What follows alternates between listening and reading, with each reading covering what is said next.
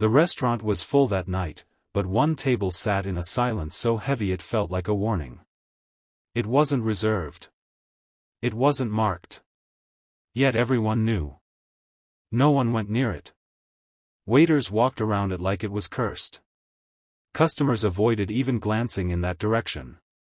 The manager himself kept stealing nervous looks toward the door, wiping his already clean hands on his apron. Because tonight, he was coming. The Mafia Boss. His name wasn't spoken out loud here. Not anymore. Too many stories. Too many people who had disappeared after saying it too freely. At exactly 8 p.m., the restaurant door opened. And the air changed. Heavy footsteps echoed across the marble floor as he walked in, tall, composed, wearing a perfectly tailored black suit. His presence wasn't loud, but it was powerful enough to silence the entire room. Behind him followed two men, silent, watchful, dangerous. He didn't look around. He didn't need to. He already knew everyone was watching.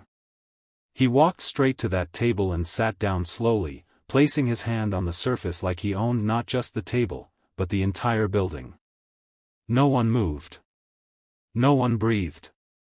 The manager froze. The waiters exchanged terrified glances. "Who's going?" one whispered. "You go." "No way, you go." "I'm not dying today."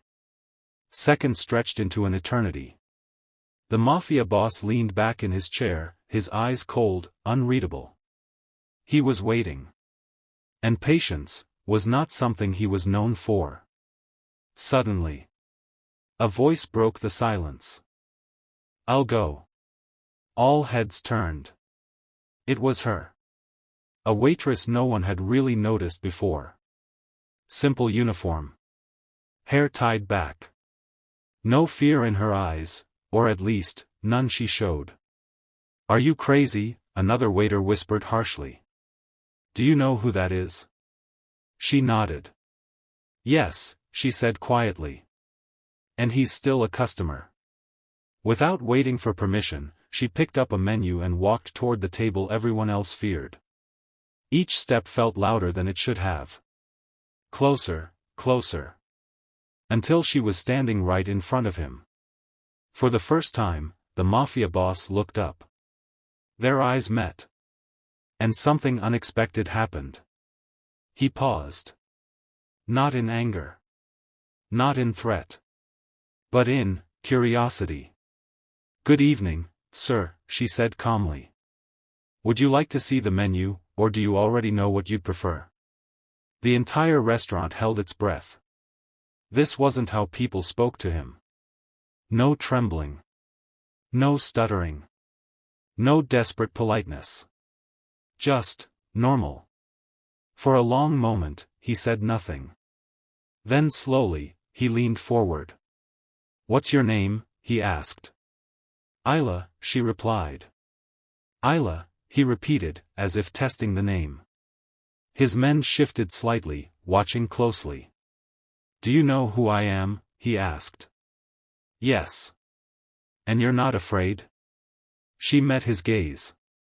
"I am," she said honestly. "But I still have a job to do." Silence. Then, for the first time that night, the Mafia Boss smiled. Not a warm smile.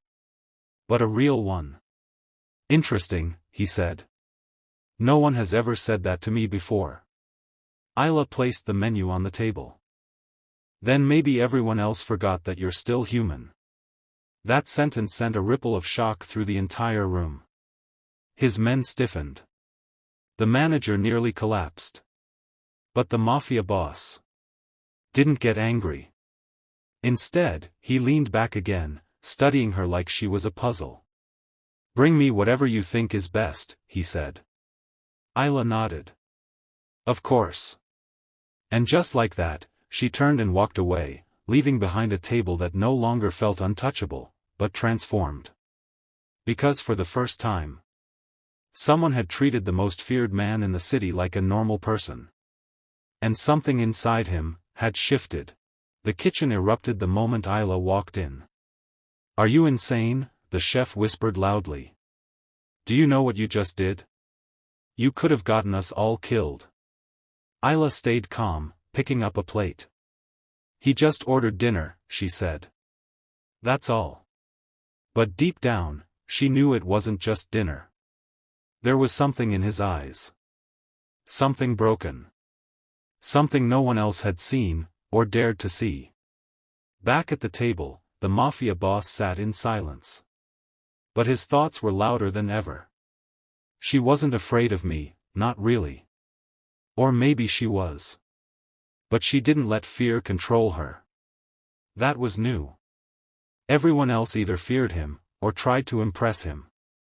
But her? She treated him like he was just a man sitting at a table. And for some reason, that unsettled him more than fear ever had. Minutes later, Isla returned with the food. She placed the plate in front of him carefully. "I hope you like it," she said. He glanced down at the dish. Then back at her. "Sit," he said. The entire restaurant froze again. "Sir, That wasn't a request." His tone wasn't angry. But it wasn't something people ignored. Slowly, Isla sat across from him. The guards tensed. The manager looked like he might faint. But the Mafia boss waved them off slightly. "Relax," he said. "I'm just having a conversation."